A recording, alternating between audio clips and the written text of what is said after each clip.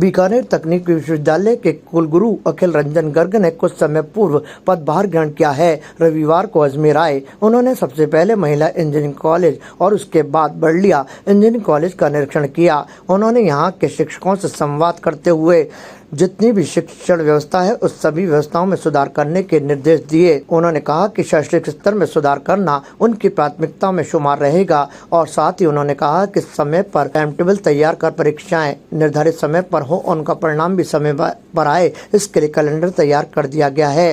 किसी तरह की कोताही बर्दाश्त नहीं होगी। उन्होंने वहीं कांग्रेस के समय में जो भर्ती हुई थी उसकी जाँच की प्रक्रिया अभी भी जारी है। इस सवाल पर कहा कि जो जाँच चल रही है उसमें किसी तरह का हस्तक्षेप नहीं किया जाएगा और साथ ही जो कर्मचारियों की डीपीसी है वो भी समय पर हो, इसके भी पूरे प्रयास किए जाएंगे। देखिए, वो तो सरकार की नीति है। सरकार की नीति के ऊपर जो भी गाइडलाइंस हमारे पास आएंगी हम उसको फॉलो करेंगे। सरकार से जो निर्देश आएंगे हम उनको टोटो में फॉलो करेंगे और तुरंत प्रभाव से इम्प्लीमेंट करेंगे। मेरे को ध्यान में नहीं है कौन सी भर्ती की जाँच चल रही है। अगर जाँच चल रही है तो हम जाँच में बिल्कुल हस्तक्षेप नहीं करेंगे, निष्पक्ष जांच को कराने में सहायता देंगे और जांच की जो रिपोर्ट आएगी और उसकी जो रिकमेंडेशन होगी उसको अडॉप्ट करेंगे। देखिए, मैंने बहुत सारी चीज़ें आज, अगर आप मेरी जो मैं शिक्षकों से जब बात कर रहा था, पता नहीं आप थे कि नहीं थे, तो मैंने बहुत सारी चीज़ें बताई हैं। शिक्षण व्यवस्था में सुधार करने के लिए शिक्षकों की क्या भूमिका है,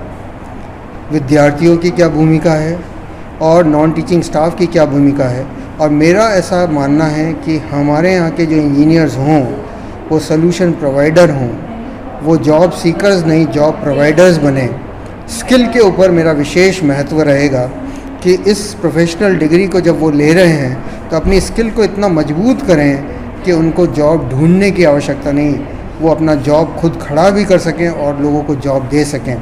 और मैंने आज भी बोला है कि लोकल प्रॉब्लम्स को आइडेंटिफाई करो, उनका सल्यूशन निकालो और बच्चों को छोटे छोटे प्रोजेक्ट दो। उसके लिए कोई वित्तीय सहायता है या दूसरी सहायता है तो हम बीटीओ की तरफ से उनको प्रोवाइड करेंगे। इसके साथ ही उन्होंने कहा कि अन्य जो भी व्यवस्था हैं उनको भी बेहतर बनाने के पूरे प्रयास किए जाएंगे ताकि शिक्षक अपनी जिम्मेदारी को समझें और विद्यार्थी भी लाभान्वित हो। इस दौरान उन्होंने एक पेड़ माँ के नाम के तहत अपनी माँ मधुर मोहिनी गर्ग की स्मृति में पौधारोपण का पर्यावरण का संदेश दिया। उन्होंने कहा कि सभी विद्यार्थियों शिक्षकों को चाहिए कि वो अपने जन्मदिन या किसी शुभ अवसर पर पौधे अवश्य लगाएं ताकि पर्यावरण को भी सुरक्षित रखा जा सके। इसके साथ ही उन्होंने शिक्षकों को सभी तरह की व्यवस्थाओं को बेहतर बनाए जाने के निर्देश दिए। उन्होंने कहा कि जल्द ही कई नवाचार होंगे और अन्य जो भी शिक्षण व्यवस्थाएं हैं उनको पूर्ण रूप से दुरुस्त किया जाएगा ताकि विद्यार्थी पूर्ण रूप से